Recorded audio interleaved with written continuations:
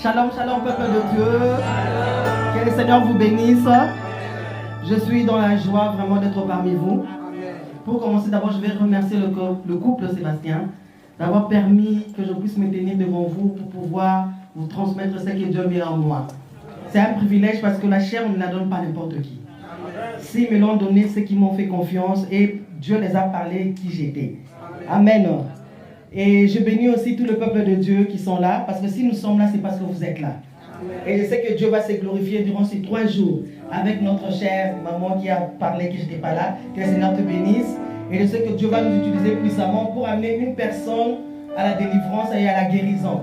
Parce que nous savons que la maladie de l'âme, comme papa vient de le dire, ça nous tourmente, ça a tourmenté tout le monde. Les blessures intérieures, c'est la cause de beaucoup de nos malheurs dans notre vie. On a raté beaucoup de destins, beaucoup ont manqué leur destin à cause des blessures intérieures. Beaucoup les mariages sont brisés à cause des blessures intérieures. Mais je sais qu'aujourd'hui, Dieu va parler à quelqu'un. Aujourd'hui, le Saint-Esprit va toucher quelqu'un par rapport à cette situation et il sera guéri de cette maladie. Je ne sais pas quelle maladie tu as, mais le Seigneur va te localiser, le Saint-Esprit va te localiser. Je vais me présenter d'abord. Je réponds au nom de Sinaye Exaucé Olangui. Je suis la fille de Maman Olangui et je suis mariée à mon cher époux qui s'appelle Zico da Silva. Donc da Silva, c'est le nom de mon cher époux. Et j'ai béni Dieu pour sa vie et que le Seigneur te bénisse. Et je t'aime beaucoup. Sois béni. Je vais d'abord commencer par l'adoration. J'aimerais qu'on continue avec l'adoration.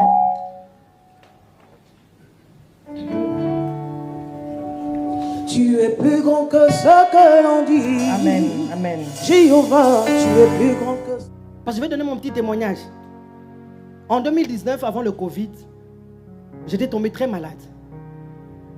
Et j'avais, comme on appelle, une tuberculose qui, on a dit, c'est pas fréquent. Ça faisait gonfler mon ventre et on a dit qu'il y avait de l'eau qui était à l'intérieur de mon ventre. Donc il fallait qu'on puisse enlever l'eau dans mon ventre. C'était pas facile, mes bien-aimés. J'avais beaucoup maigri, je n'arrivais pas à manger. Je vomissais à tout moment. Mon ventre faisait qu'il gonflait. Et on est allé à l'hôpital. Maintenant, on devait me mettre des appareils pour enlever de l'eau. Ça n'arrivait pas, ça ne marchait pas. Le médecin a dit, on va prendre, tu vois, les grosses seringues là, des anciens temps là. Parce que maintenant, il y a la technologie. Tout ce qu'on a pu essayer, ça ne marchait pas avec mon corps. On a pris la seringue maintenant pour m'extraire de l'eau. La grosse seringue, ça faisait très mal. Après un beau jour, on était en prière avec mon mari, on voulait m'hospitaliser, on a dit qu'on devait être en prière. Et le Seigneur nous avait dit, j'ai eu une révélation, c'était maman qui me parlait, maman qui m'a dit, j'ai vu ma mère qui me disait, tu dois quitter Kinshasa. Il faut que quelque part en prière. Et on avait décidé, on a dit à l'hôpital qu'on va d'abord prier. On ne les a pas dit où on partait, on avait quitté Kinshasa, on était parti. Et quand on est parti, on est entré en prière, c'était au Nigeria, on a prié, le Seigneur nous a parlé, on est revenu à Kinshasa. Je me suis fait soigner, j'étais vraiment enfermé. Mais il y a eu un moment, à chaque fois que je prenais des médicaments, parce que maintenant on m'avait donné des médicaments pour faire pipi. Quand tu bois, tu fais pipi et ça dégageait l'eau en toi. Et quand je prenais les médicaments, le médicament n'arrivait plus à contenir dans mon corps. Quand je prends les médicaments, je vomissais. Je pleurais, j'avais tellement mal. Et un jour le matin, je me suis réveillé tôt le matin, je suis allé suivre 6-8 à la télé, la prière matinale. Et quand je suivais, il y avait Papa Paul David qui prêchait sur la culpabilité et le pardon. Et le Saint-Esprit me dit, tu dois pardonner. J'ai dit, Seigneur, je dois pardonner. Il m'a dit, oui, tu es mal. Parce que je posais des questions, j'ai dit, Seigneur, quel est le péché que j'ai commis pour que je souffre comme ça? Quels sont les actes? Qu'est-ce que j'ai fait pour que je puisse souffrir ainsi? Il m'a dit, tu dois pardonner. J'ai dit, pardonner, mais moi j'ai déjà pardonné. Il m'a dit, non, tu n'as pas encore pardonné. Il a dit, quand tu vas être guéri dans l'âme, ton corps physique sera guéri. Parce qu'il y a des maladies aujourd'hui que nous subissons, c'est à cause de la maladie de l'âme. Et pour être guéri, il faut d'abord guérir le spirituel et vous allez voir que le physique, vous serez guéri. Et j'ai pleuré ces jours-là. J'ai vraiment pleuré.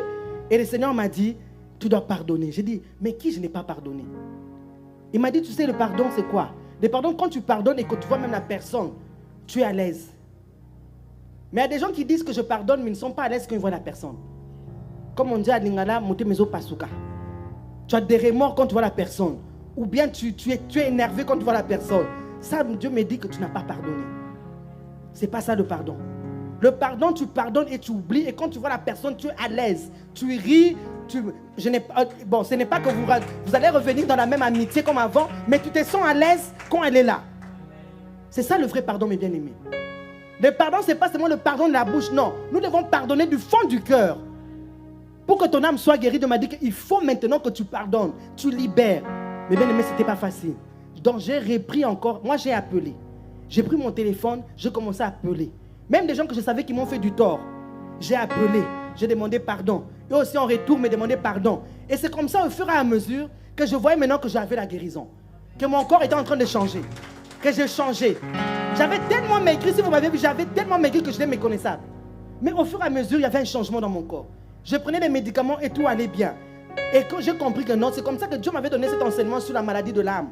Qu'il faut d'abord traiter son âme avant toute chose, mes bien-aimés. C'est vrai, nous chrétiens, nous aimons d'abord traiter d'abord ce qui est spirituel. Les esprits, le corps, nous les traitons. Mais l'âme, on oublie souvent l'âme. Or que l'âme, c'est le mot de toute chose. L'âme, c'est le centre de toute chose. C'est l'âme qui ouvre les portes aux démons pour vous attaquer, mes bien-aimés. Si tu ne traites pas ton âme, mes bien-aimés, comment est-ce que, dites-moi aujourd'hui, ton âme, tu as les rancunes contre quelqu'un?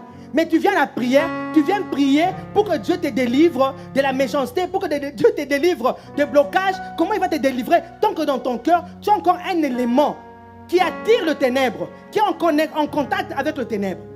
Ta colère là, ta haine là, ton offense là, c'est quelque chose qui appartient à Satan. C'est une chambre dans ton cœur qui appartient à Satan. Mais comment toi maintenant tu vas venir pour lier les démons? Tu vas maintenant chasser les démons tant que toi-même tu as un élément qui appartient à Satan en toi. Voilà pourquoi vous voyez, on ne voit pas souvent trop de victoires à cause. Moi je vous dis, des choses que nous vivons, c'est la grâce de Dieu. Mais Dieu veut faire mieux que ça. Il veut faire mieux que ça dans nos vies. Si nous suivons les instructions, nous mettons en pratique la parole de Dieu. Mais bien aimé, la vie que nous avons aujourd'hui, nous ne l'aurons pas. Ce que nous avons, je peux dire que ce sont que des miettes, parce que la grâce de Dieu, il veut nous faire du bien. Parce que s'il devait regarder en nous, même ce que nous avons, on n'aime même pas avoir ça.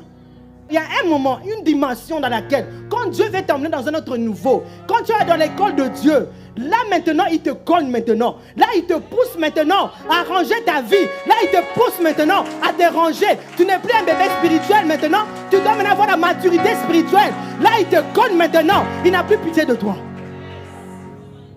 Quand il veut t'amener dans notre, surtout quand tu es appelé à de grandes choses spirituelles, tu es appelé à le servir. Là maintenant, lui-même te prend en charge.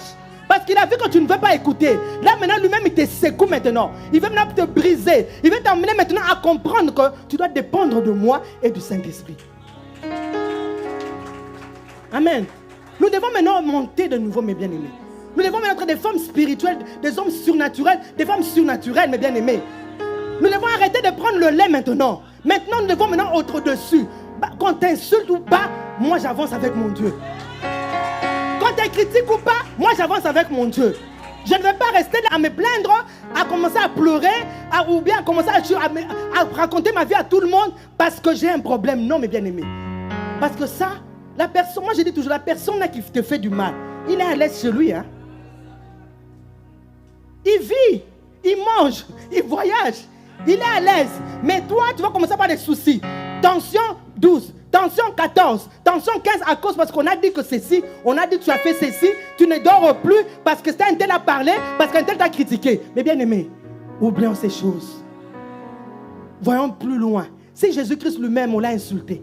Si Jésus lui-même, on l'a maltraité. Jésus a enduré des choses même que toi tu n'as même pas encore enduré. Mais il nous a pardonné. Il a accepté de prendre tout ton mal. Il s'est fait impudique, lui qui n'était pas impudique. Il s'est fait menteur, lui qui n'était pas menteur. Il s'est fait calomnieur, lui qui n'était pas calomnieur. Il s'est fait querelleur, lui qui n'était pas querelleur. Mais maintenant, toi et moi, qu'est-ce qui nous empêche maintenant à oublier, à pardonner, à laisser la colère pour suivre ce Jésus-là? Moi, je dis toujours, il n'y a rien de difficile avec Jésus-Christ. De suivre Jésus, ce n'est pas difficile, mes bien-aimés. Obéissons seulement à la parole.